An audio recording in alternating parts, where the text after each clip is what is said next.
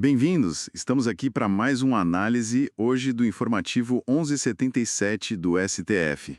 Isso aí. Vamos, como sempre, tentar destrinchar as decisões importantes, né? Aquela linguagem direta para quem está na luta dos estudos, dos concursos. Foco no essencial. Com certeza. É a nossa missão aqui. Ok, então vamos lá. Eh, Começando já com um tema que deu o que falar: ação rescisória. E como as decisões do STF afetam isso no tempo. Ah, sim, a R 2876, a questão de ordem. Super relevante. Exato. Basicamente, o que fazer quando uma decisão judicial já virou coisa julgada, mas depois o STF diz que a lei usada naquela decisão era inconstitucional.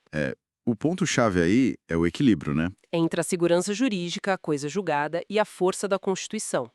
O STF, bom, ele reafirmou que pode sim modular os efeitos, ou seja, dizer a partir de quando vale a decisão dele. Geralmente para frente, o tal do ex nunc. Certo, a modulação. Mas e quando ele não modula? Aí é que tá o pulo do gato dessa decisão. O STF definiu umas regras tipo padrão. Primeiro, ele sempre pode analisar caso a caso e até, olha só, afastar a rescisória se achar que o risco para a segurança jurídica é muito grande. Entendi.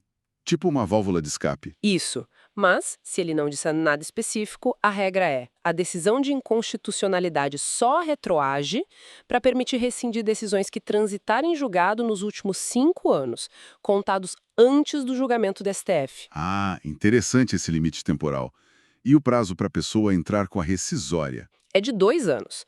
Mas atenção, começa a contar do trânsito em julgado da decisão do STF que declarou a inconstitucionalidade, não da decisão lá atrás que a pessoa quer rescindir. Isso muda bastante coisa. Muda mesmo.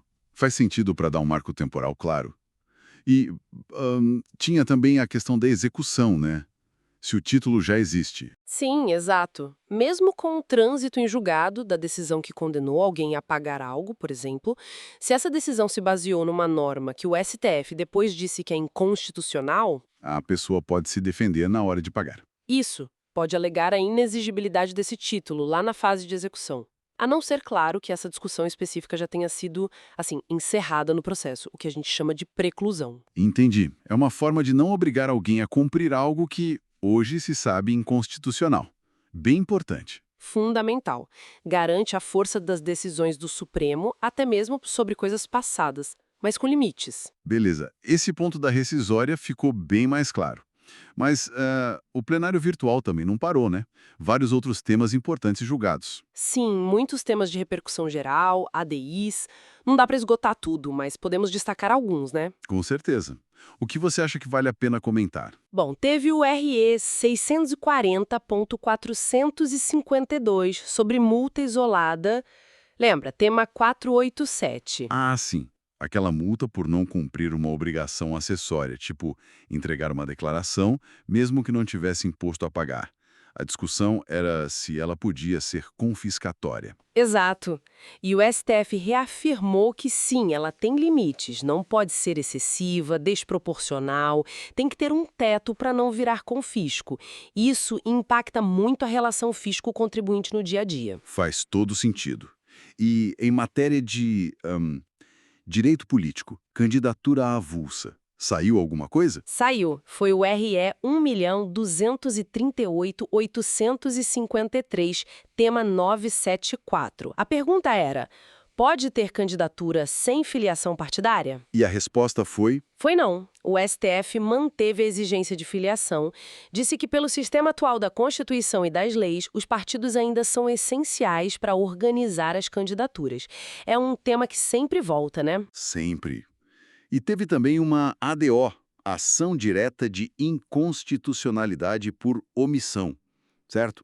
Cobrando o Congresso. Isso, a ADO 82. Era sobre a falta de lei para criminalizar a retenção dolosa de salário, aquilo que está previsto lá no artigo 7º da Constituição como direito do trabalhador. E o STF fez o quê? Mandou o Congresso legislar. Reconheceu a omissão, disse que o Congresso está demorando sim para fazer a lei, mas assim, não fixou um prazo. Optou por uma abordagem mais, digamos, de diálogo. Comunicou oficialmente a mora legislativa. Entendi. É uma forma de pressão, mas sem determinar um prazo final. Exatamente. Mostra essa dinâmica complexa entre os poderes. Então, olhando para esse conjunto, né, a gente vê o STF definido regras processuais importantes, como na rescisória, que afetam a segurança jurídica. Sim, e também atuando em temas tributários, como a multa, temas políticos, como a filiação partidária. E até cobrando ação em direitos sociais básicos, como o salário. É um panorama bem amplo. Sem dúvida. Fica clara essa busca constante por equilíbrio, né? Entre regras passadas e a Constituição, entre o poder do Estado e os direitos individuais, entre os próprios poderes. Cada julgado desses mexe um pouco nessas balanças.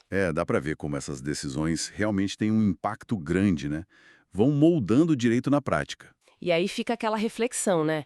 Num cenário em que a jurisprudência é tão viva, tão dinâmica e pode mudar regras importantes, como é que a gente consegue ter previsibilidade? Como quem precisa agir hoje, um cidadão, uma empresa, o próprio governo, pode se planejar, se basear numa lei ou numa decisão, sabendo que ela pode ser reinterpretada ou alterada lá na frente. É uma questão fundamental mesmo. Como equilibrar evolução e segurança. Um desafio constante para o nosso sistema. Exatamente. É algo para a gente continuar pensando. Ótimo ponto. Bom, pessoal, esse foi o nosso giro pelos destaques do informativo 1177 do STF. Vale a pena continuar de olho nas próximas decisões da Corte. Isso mesmo. Até a próxima.